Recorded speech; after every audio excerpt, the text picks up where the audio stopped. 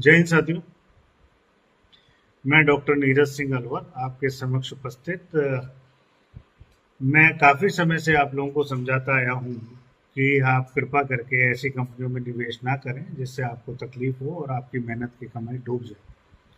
मैंने कई फ्रॉडों के बारे में आपको बताया है। आज एक व्यक्ति के बारे में और बताना चाहूँगा जिसका नाम है समीर केसरी। करीब 10 साल पहले इस व्यक्ति ने मनी मार्केटिंग का काम शुरू किया। आरडी एफडी के नाम से लोगों से पैसा निवेश करवाया और करीब करीब 100 से 150 करोड़ का इसने स्कैम किया, जिस कारण रायपुर और कलकत्ता में इस व्यक्ति के खिलाफ कई एफआईआर हुई और ये व्यक्ति गिरफ्तार हुआ। गिरफ्तार होने के बाद इस व्यक्ति के पैन कार्ड पर लीन लगा, जिस कारण ये अपने किसी भी बैंक में ये खाता नहीं खोल सकता। लेकिन ये आदमी गिरफ्तार होने के बाद जब जेल से छूट के आया तो ये सुधरने की जगह और इसने फ्रॉड के काम शुरू किए और इसने एक रूबी कॉइन नाम का एक जंतर बनाया। इस जंतर के माध्यम से इस व्यक्ति ने लोगों से लाखों नहीं करोड़ों के झांसे दिए और लोगों को मूर्ख बनाकर इसने पैसे लेना आरंभ किया। आप देखिए इसके सेमिनार में इसकी एंट्री कि किस तरह की इस व्यक्ति की एंट्री हुआ करती थी। आप देखिए।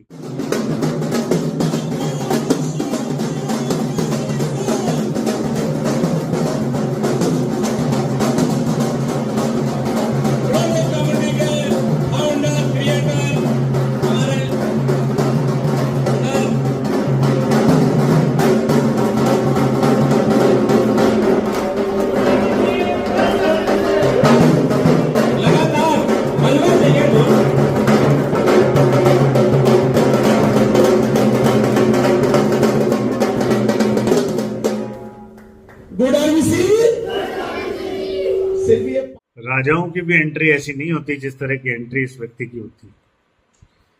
इसने रूबी कॉइन को स्टार्ट किया 10 रुपए से स्टार्ट करके ये व्यक्ति उसकी कॉस्ट को 1400 रुपए तक ले गया।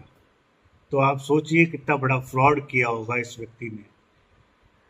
इस व्यक्ति ने इस कॉइन पे स्टैकिंग लगा दी जिससे कोई भी निवेशक इस कॉइन को निकाल नहीं सके, इसका आदान प्रदान नहीं कर सके, इसका यूटिलाइज नहीं कर सके।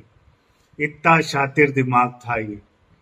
और इसने करोड़ों के घपले करने के बाद इसने पूरे देश में लूट मचा दी और पिछले साल ही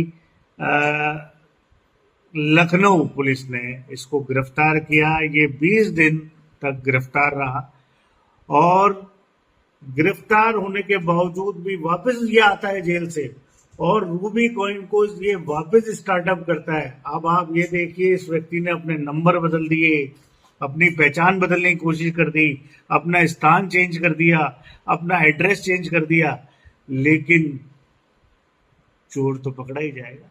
ये गलतफहमी आदमी जब पाल लेता है फ्रॉड करते हुए कि ऐसे नहीं मैं ऐसे कर लूंगा, ऐसे नहीं वैसे कर लूंगा, लेकिन पकड़ा तो जाता ही है। गोवा का एक सेमिनार 28 सितंबर 2025 को होता है। वहां गोवा पुलिस इसको उठाती है। उस सेमिनार का जो फंडर था उसका नाम था दीपक यादव। बहुत शानदार सेमिनार होता है। गोवा पुलिस उस सेमिनार से इस व्यक्ति को यानी कि समीर केसरी को उठाती है। समीर केसरी के साथ साथ 11 और इसके बोर्ड मेंबर्स हैं जिन पे ये केस लगता है और एमपीआईडी एक्ट लगता है, जिसका मतलब होता है कि इनकी कोई भी प्रॉपर्टी बाप दादा की, फोर फादर की, कहीं पे भी होगी वो जब्त होगी और निवेशक, जिन निवेशकों ने पैसा दिया है उनके पैसे वापस होंगे। लेकिन ये जनता को नहीं पता। जनता सिर्फ ये सोचती है कि हमारा पैसा डूब गया, वो कोशिश या प्रयास नहीं करती। तो मैं सबसे पहले निवेदन करूंगा कि इन लोगों के खिलाफ आप एफआईआर लिखाइए। और मैं धन्यवाद देता हूं गणेश जाधव जी का, जो मुंबई पुलिस से हैं, और ये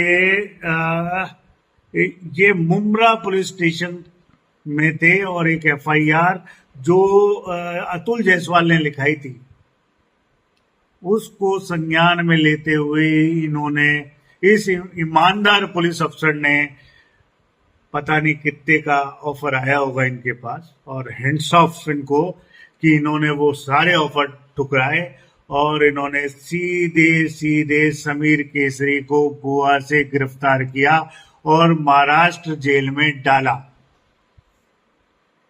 ऐसे लोग आज भी देश में हैं जो वास्तव में ईमानदारी से काम करते हैं। मैं गणेश जाधव जी को बहुत बहुत धन्यवाद और शुभकामनाएं देता हूं, और इन्होंने वास्तव में बहुत शानदार काम किया है।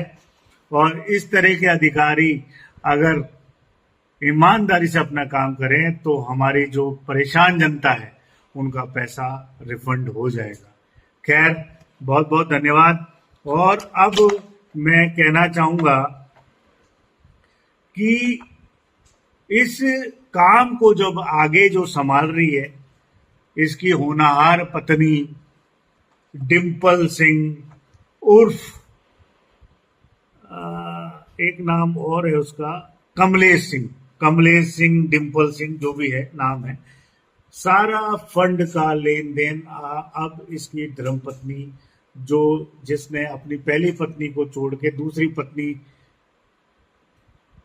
के साथ इन्वॉल्व हुआ, मैं उसका भी किस्सा सुनाना चाहता हूं आपको।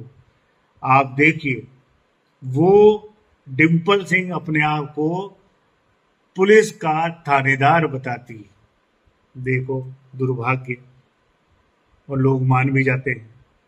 एक वीडियो में खुद का स्टेटमेंट आप देखिए एक बार। साथियों नमस्कार, मेरा नाम डिंपल सिंह है। मैं शाहजहांपुर की धरती तिलहर से बिलोंग करती हूँ। आरबीसी परिवार का हिस्सा हूँ पिछले 7.5 महीने से, और मुझे इस प्लेटफॉर्म पर आकर बहुत अच्छा लग रहा है।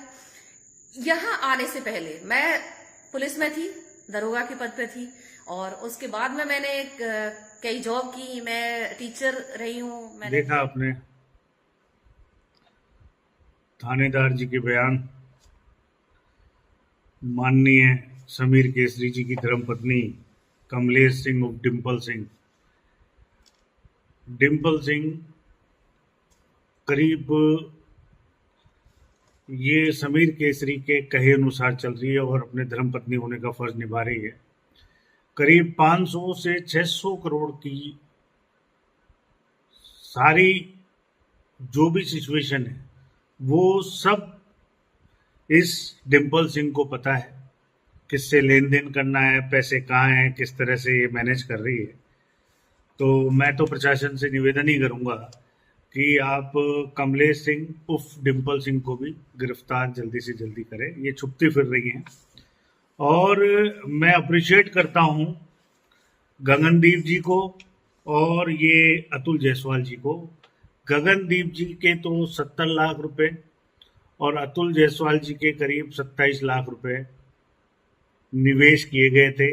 आज उनकी एफआईआर से ये बंदा समीर केसरी गिरफ्तार हुआ।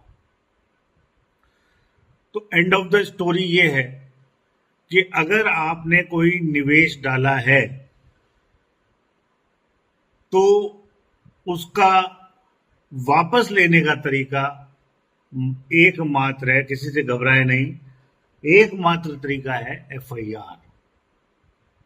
आज की तारीख में गगनदीप और अतुल जायसवाल से ये लोग सेटलमेंट के लिए बार बार इसके चक्कर लगा रहे हैं। यदि आपको अपना पैसा दोबारा प्राप्त करना है तो आपको आगे बढ़ना पड़ेगा, कष्ट उठाना पड़ेगा। आपकी मेहनत का पैसा है।